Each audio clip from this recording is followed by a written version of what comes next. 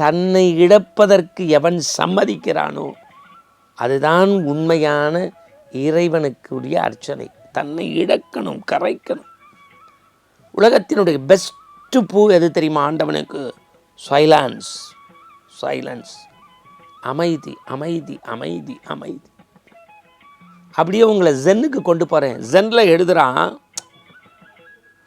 மனதை காட்டிலும் உயர்ந்தது ஒன்று உண்டான்னா நோக்கம், இலக்கு, குறிக்கோள். மனதை விட உயர்ந்தது எதுன்னா நோக்கம். நோக்கத்தை காட்டிலும் உயர்ந்தது ஒன்று இருக்கானா? இருக்கு. எது? நோக்கத்தை காட்டிலும் உயர்ந்தது எது? தியானம். அந்த தியானம் இருந்துட்டா நம்முடைய எண்ணம், நோக்கம் எல்லாமே நல்லா ஆயிடும். அதனால தான் மௌன மொழி பழகுன்னா ரமணரும் புத்தரும் மகாவீரரும் சொன்னது மௌன மொழியின் அடையாளம்தான்.